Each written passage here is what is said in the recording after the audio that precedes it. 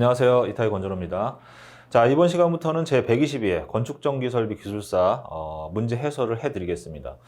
앞선 영상에서 제가 경향 분석에 대한 부분 말씀을 드렸는데 그 경향 분석은 이제 간략하게 전체적인 어떤 그 출제 트렌드를 좀 파악하는데 초점이 맞춰져 있습니다. 그래서 이제 그 영상을 통해서 앞으로 어떻게 이제 공부를 해야 되겠다, 수험 범위는 어떻게 선정을 해야 되겠다라는 그 방향을 잡는데 집중을 하시면 될 것 같고요.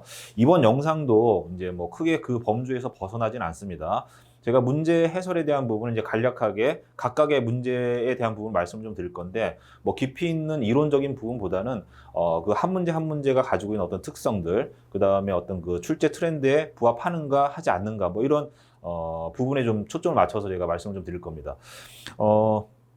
제 122회 건축전기설비 기술사 1교시 문제를 보시면 전체적인 내용 자체, 문제의 어떤 그 수준 자체는 그렇게 어려운 수준은 아니었는데, 아마 이제 시험 보신 분들은 거의 대부분 느끼셨을 겁니다. 좀, 답안지를 작성하기가 좀 쉽진 않았다. 왜 그러냐면, 뭐 내성 규정이라든지 기술 기준이라든지 시공 기준이라든지 법규 규정과 관련된 문제들이 많이 나왔습니다. 그 문제의 답안을 보시면 아시겠지만 내용 자체는 되게 쉬워요. 쉬운데 뭐 이런 부분들이 답안을 작성하기가 어려운 이유가 뭐냐면 그 쉬운 내용들이 엄청나게 분량이 많다라는 거죠. 그런데 그 내용들이 반복해서 출제가 되는 게 아니라 드문드문 뭐 2, 3년에 한 번씩, 뭐 10년에 한 번씩 이렇게 출제되는 내용들이 뭐 한 뭐 10,000페이지, 20,000페이지 안에서 나온단 말이에요. 그러면 기술사를 공부하시는 분들이 출제 비중은 높지 않은데 그렇게 많은 분량을 다 외우실 수가 없는 거거든요. 그래서 기준이라든지 규정이라든지 이런 부분에서 출제가 되는 문제들은 답안지를 쓰기가 굉장히 좀 까다롭다. 내용 자체는 그렇게 별 내용이 없는데 실질적으로 그 답안을 쓰려고 하면 그 규정을 우리가 다 외울 수는 없는 거 아닙니까? 그래서 그런 부분들이 조금 그 어렵게 느껴지지 않았을까라는 그런 이제 생각이 좀 들고요. 이러한 부분에 있어서 우리가 대응할 수 있는 방법은 그런 기준이나 규정들을 모두 다 외우실 필요는 없고 반복적으로 출제가 되는 그 출제 빈도가 높은 문제들이 있습니다. 그런 것들을 좀 추려내면 공부하는 범위가 확 줄거든요. 줄고 또 이제 그런 내용들을 다 외우시지 마시고 거기에 해당되는 기본적인 어떤 그런 그 이론들이 있습니다.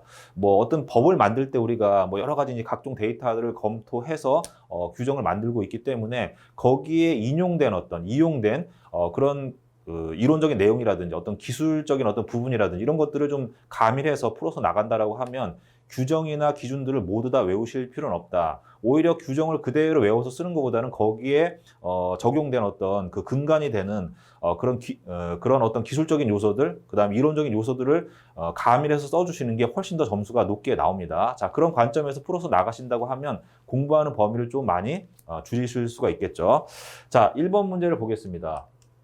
첫 번째 문제는요, 전력 반도체 소자입니다. 뭐, IGCT라는 소자인데, 이 내용은요, 지금 현재 제가 분석해 본 바로는 14년 만에 이제 그 전력 전자 소자 쪽에서 나온 문제이기 때문에, 뭐, 여기에 관련된 내용들을 뭐 깊이 있게 뭐 공부하실 필요까지는 없을 것 같아요. 물론 이제 많은 내용들을 정확하게 공부하는 게 중요하긴 하지만, 그런 것들을 하나하나 정확하게 공부하다 보면 공부의 양이 정말 어마어마하게 늘어나기 때문에 그거에 대응해서 공부를 하시려면 10년 이상은 뭐 하루에 7, 8시간씩 계속 여기에 완전히 매진해서 공부를 하셔도 합격을 할까 말까입니다. 그래서 이 부분도 출제 빈도를 보시고 거기에 필요한 양만큼만 보시면 될 것 같아요.